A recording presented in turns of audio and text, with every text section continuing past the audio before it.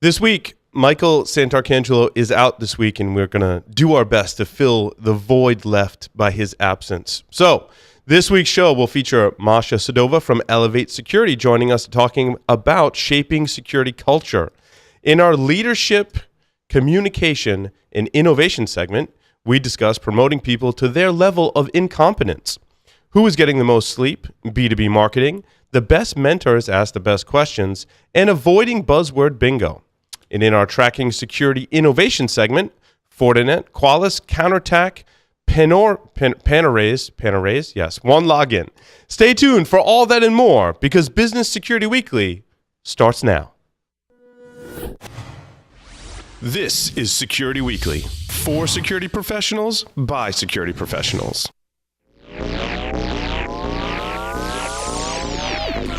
Broadcasting live from G-Unit Studios in Rhode Island, it's the show about security startups, how to secure your startup, and advice for security startups. It's Business Security Weekly. I need it from the top.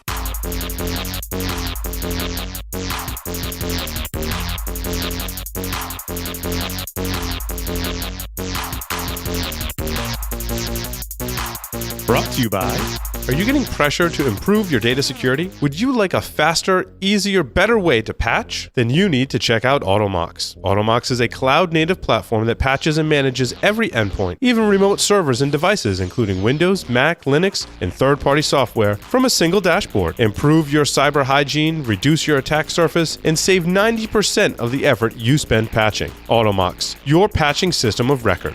Do you have a website, an external presence, employees, an office? Any of these things can be compromised and attacked. How are you defending your assets? Have you penetration tested your public assets? Start 2018 by taking a proactive approach to securing your vulnerable areas. Black Hills Information Security has been helping companies find their weaknesses since 2008. Email consulting at blackhillsinfosec.com and see how they can help you sleep better at night.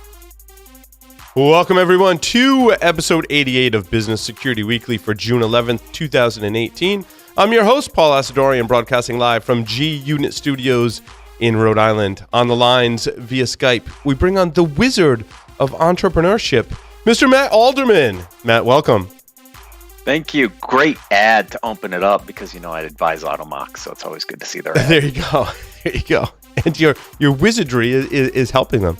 We're actually looking at implementing Automox here in the studio for our systems, which is funny because, we don't have like 10,000 endpoints, right? But the small amount, like dozen or maybe 2 dozen endpoints that we have are super important to be able to produce the show. So yeah, Automox was high up on our list. Great. So good choice. I just I think and things have been going really well with them. So and we hope to have them on the show soon. I don't know when they're scheduled, but I'm looking forward to that. I've got this little award that we won, and I just wanted to say thank you to everyone who was involved, both people here at Security Weekly and everyone who voted. I know it's hard to see, but this is the 2018 Most Educational Blog from the Security Bloggers Meetup. We won that award, so thank you to everyone who voted and participated in that, and thanks to everyone that makes this show happen. The list is way too long to go through now, but we just got the award, which is awesome. The actual physical award, which is pretty cool. So also make sure you check out our on-demand material. Some of our previously recorded webcasts are out there, including the State of Endpoint Security, securityweekly.com/on-demand. If you missed a webcast, it could be there. Not all of our webcasts are archived there, but select ones are. So make sure you go check that out, especially if you're into learning about penetration testing or endpoint security. All righty. And with that, we'd like to welcome back, actually, Masha Sedova from Elevate Security to the Security Weekly Network. She appeared on Paul Security Weekly. We did a hacker movie trivia as well, which has been posted. Masha, I don't know if you saw that. It's pretty entertaining. But Masha's here today on Business Security Weekly. Masha, welcome. Thank you so much, Paul. It's great to be back. I always enjoy speaking with you, although I don't necessarily think that my hacker movie trivia was my best performance. You did great. It was entertaining. With some hints, it's okay. Yeah. I bet she did better than I did. I'm not very good at it either. So I think you might be the bottom of the barrel for that, for that, Matt. Well, someone's got to be the minimum. We can hold down that part of the graph. That's right. I need to come up with some more trivia as well. We've been using the same questions for a little while. So at Black Hat and DEF CON, we'll actually be there. We'll be at the pool. I think I made the announcement last week. We'll be in the pool area at Mandalay Bay and at Caesars doing some recordings there. So make sure you stop by and check us out, have more information as that starts to unfold. Masha, we spoke about this interview. Obviously, senior security leaders and executives are the primary audience for this show. And we started talking about shaping security culture and how we build awareness into our programs and what that looks like from the leader's perspective. So I don't know if you want to kind of start us off about how we can shape security culture from those higher level positions. Yeah. Before we even get into how, I think it might make sense to start with the why, because often I have conversations with security leaders who say, well, humans are the weakest link. Shouldn't we just be investing full on into technology because someone's always going to click, so what's the point? And my answer to that is, yeah, that is a solution. But if you don't have thoughtful employees who you're educating and empowering, you're not fighting back with everything you have. And of course, your employees are not going to be your perfect solution, but neither is your technology stack. So the companies that are leading the way in security, and as far as it relates to being full stack defense, really think about empowering their employees. And so what does it mean to empower your employees, especially at a C-level and at a leadership level? For me, and what I've seen work in other organizations, is it's answering the question, how do I have a thoughtful security culture? How do I make sure my employees have security top of mind and embed it into the work that they do? How do I make sure that we don't aggregate security debt and mistakes as we build out architecture and continue to make the trade-off around, do we go faster or do we become less risky? And how do we, as an organization and as a leadership level, know where that trade-off is between risk and growth?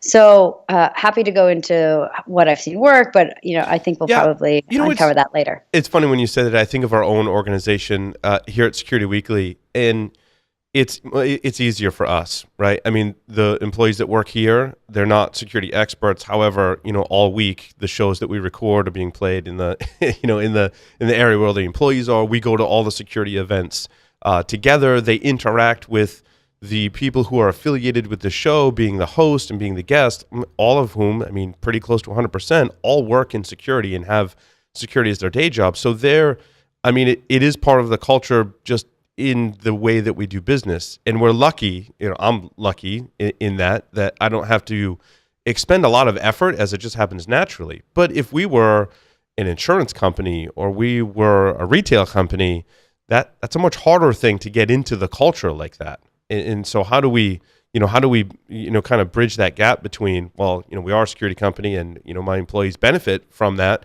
to a company that isn't that closely tied to the security community and culture? How do you build that into their everyday jobs? Yeah.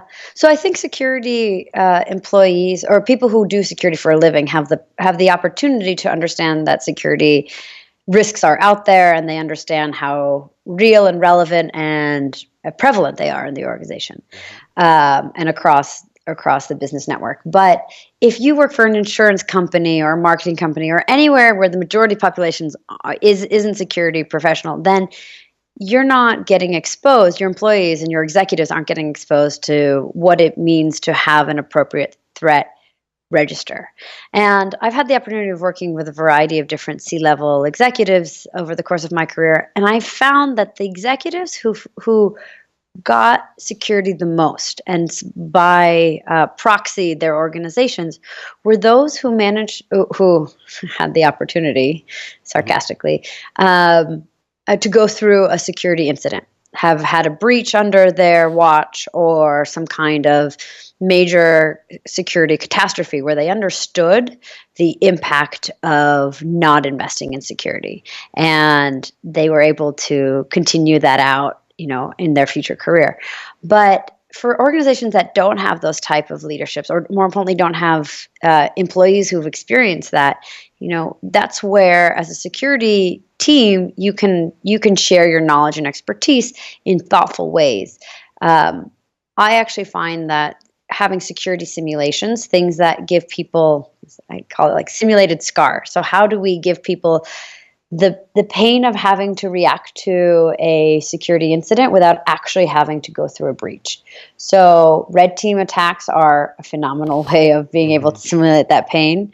Going through tabletop simulations, having virtual game experiences where people actually have to consider what it'd be like to react to an incident, and essentially give people some of the knowledge of, this is a real threat, it does apply to my job, and I have to consider this in addition to all the other things that relate to my job, whether or not it's insurance or marketing or whatever.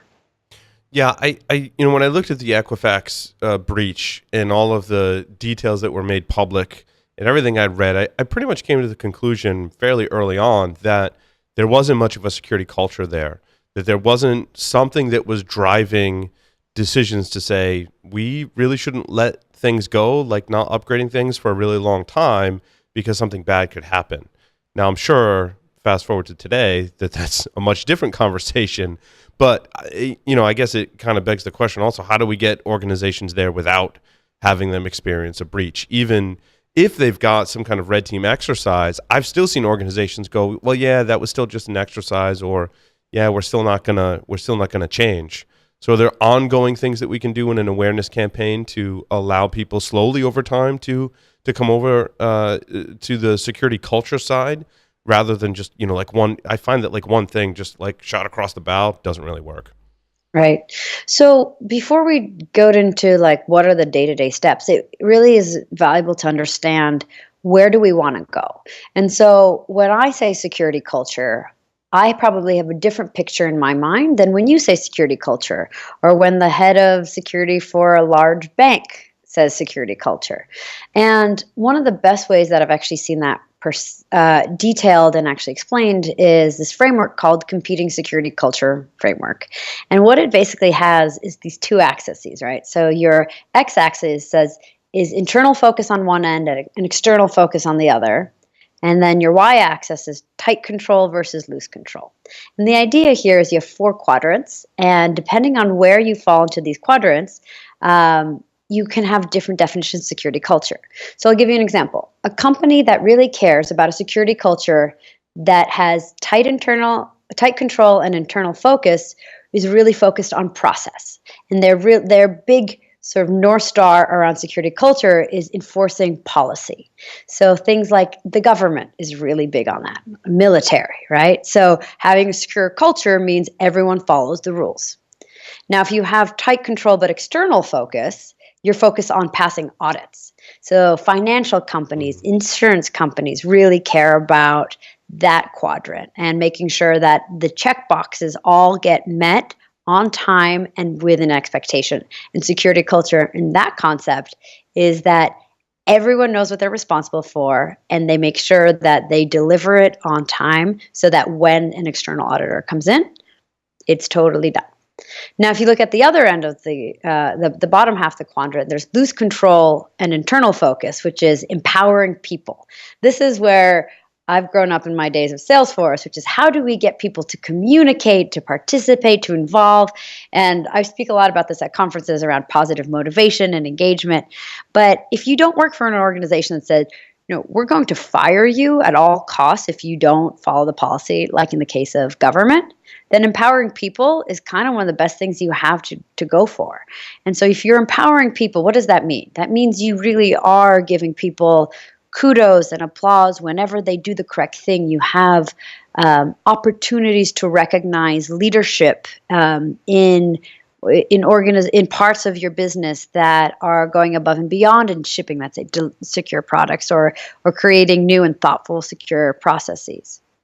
And then that leaves us the last quadrant, which is loose control and external focus, which is basically get results no matter what. And this, you'll see this a lot more in like early stage startups or smaller tech companies, for example, which really value flexibility, agility, and innovation. So like, don't tell me how to do it, just get it done. right?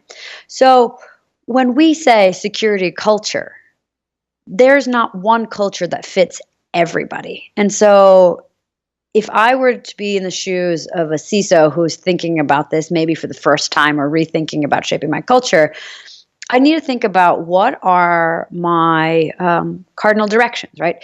You can't just say get results if you work for, let's say, a large insurance company who said, I appreciate that you have fantastic drop in click-through rates, but your patching isn't anywhere near where our audit supplies are or our audit requirements are. So figuring out who you have to please, who your masters are, what is your culture currently, and what does the gap between where you are and where you need to go look like?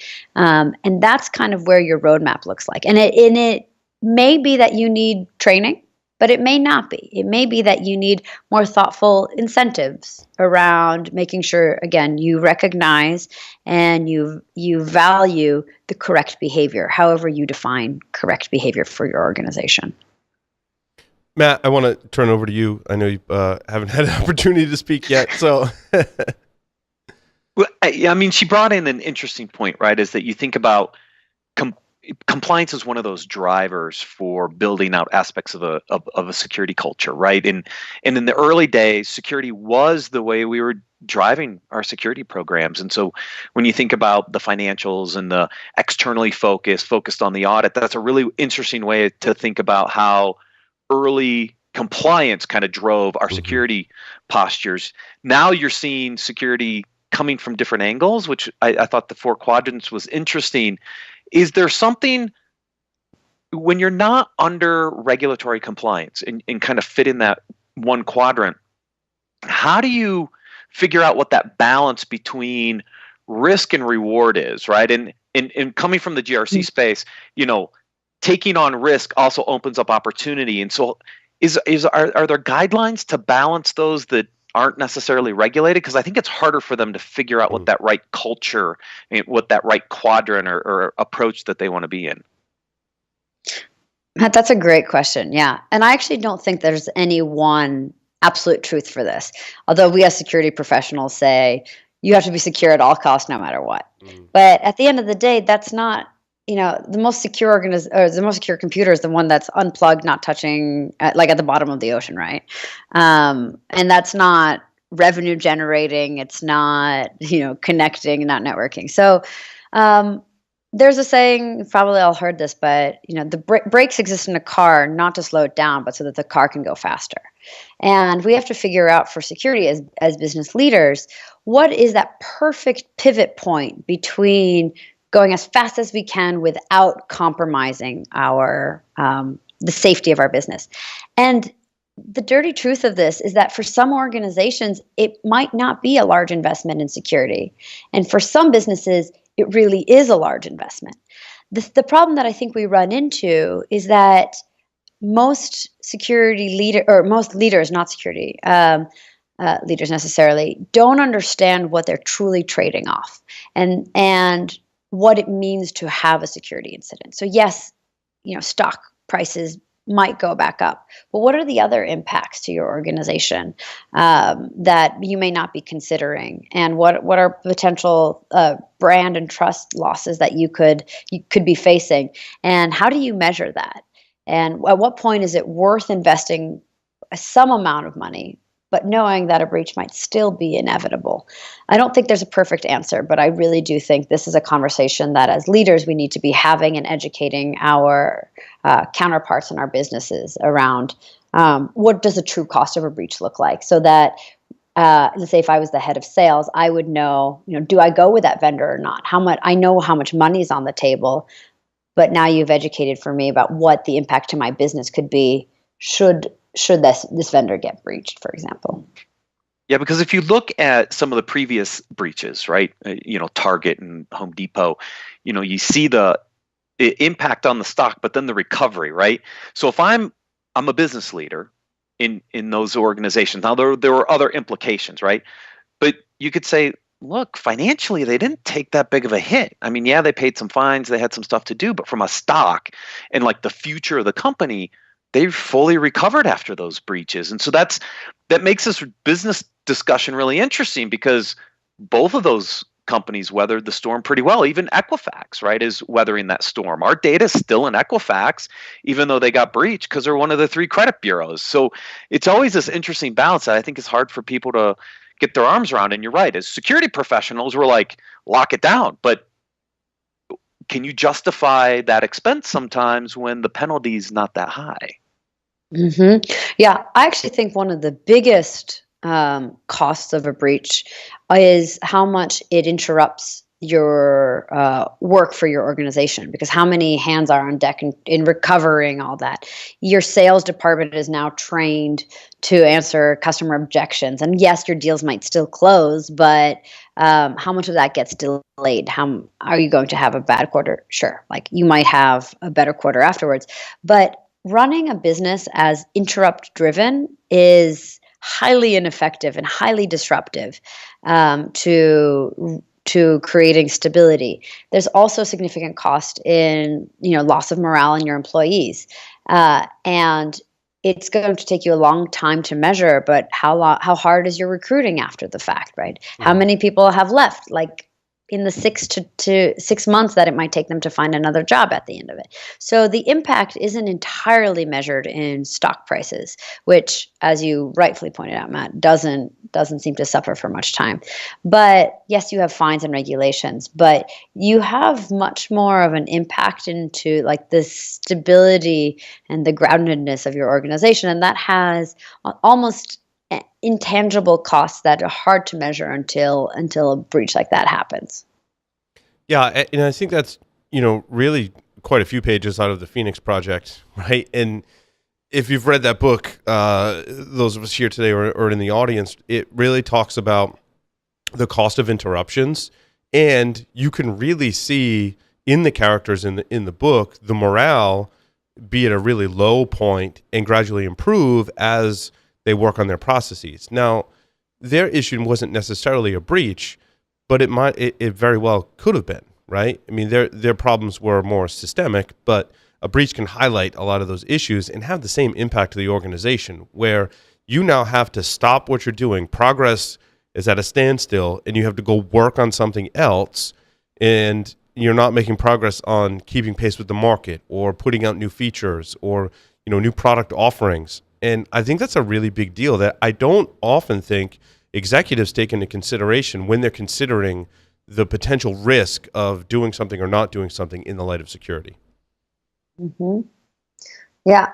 I think that breaks down to not just an executive level, but I also think it breaks down into an individual employee level, right? Let's say you're a person who has to ship code, and you're like, well, do I ship on time and securely, or do I ship on time and insecurely, or do I ship it late but securely? And if I don't understand the impact of shipping insecure code, and I get rewarded and benefited for shipping code on time, my feature released, right? Then like I'm going to continuously make that decision around shipping code insecurely because I don't understand the impact, whatever, right?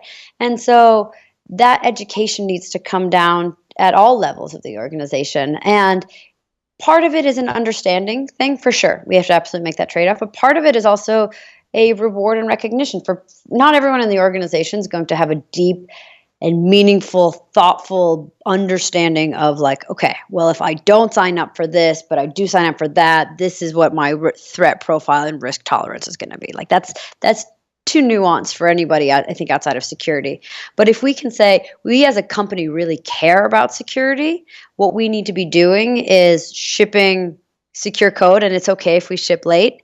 You're going to start aggregating less security vulnerabilities over time, and less debt, whether or not your employees at a micro level even understand that that's what they're doing.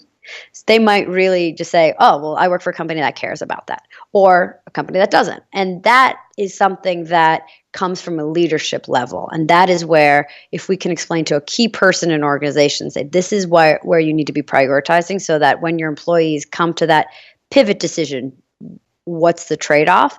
They know what their company values, and they know what they are or are not going to get punished for.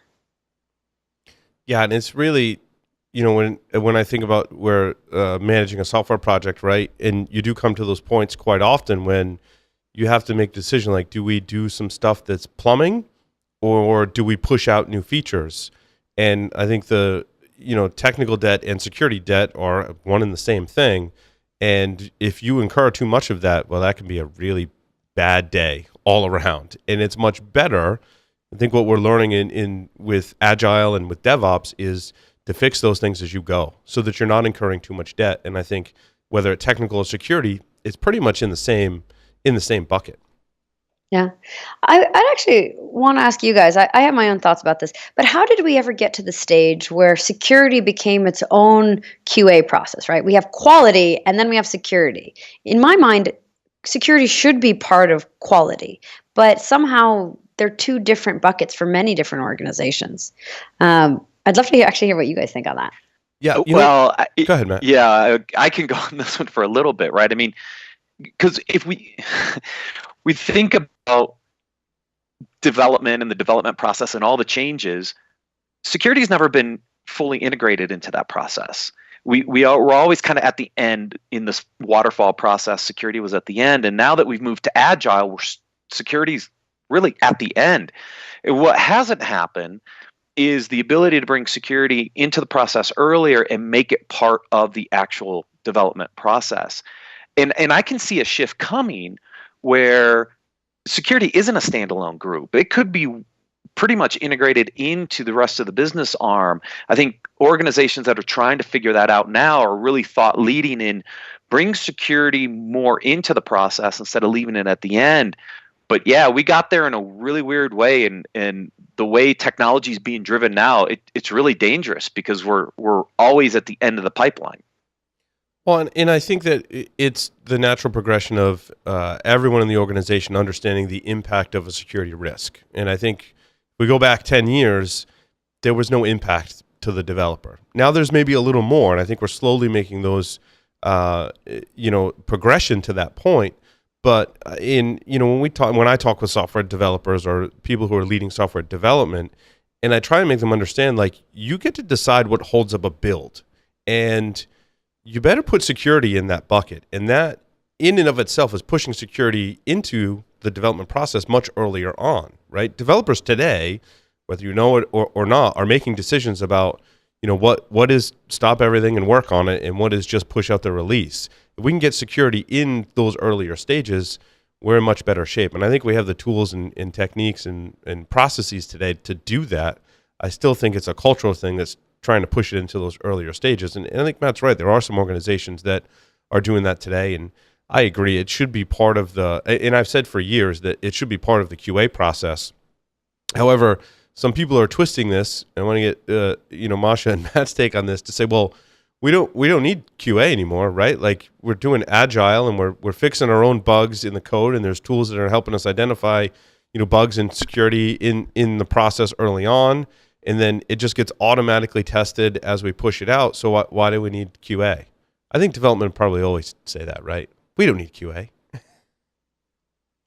Still needed. I mean, you still have to run through a set of unit tests and verify that the behavior of the application is correct. If you can also integrate security and other aspects of the application security into that process, even better.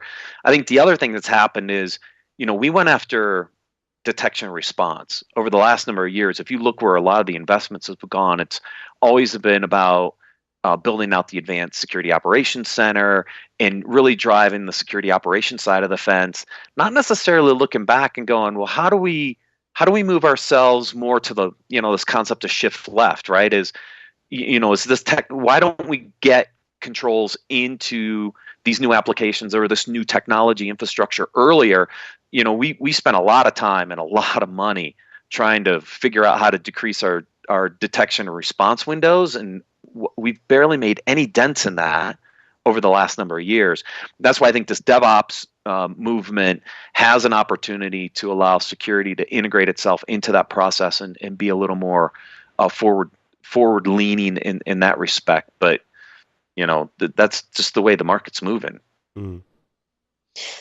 I want to try this back a little bit to some of the earlier questions that you were asking earlier. It's like, what does it mean to have a security culture? How do we do this? This is exactly it, right? That security is no longer something that just the security team owns, and is what the things that we just talked about is empower the people, right? This is very much around how do we enable human relationships in other organizations. So how do we drive participation, commitment, communication? In this case, what we're just talking about, it's on the part of developers or QA, right? So how do we empower those people to understand their role?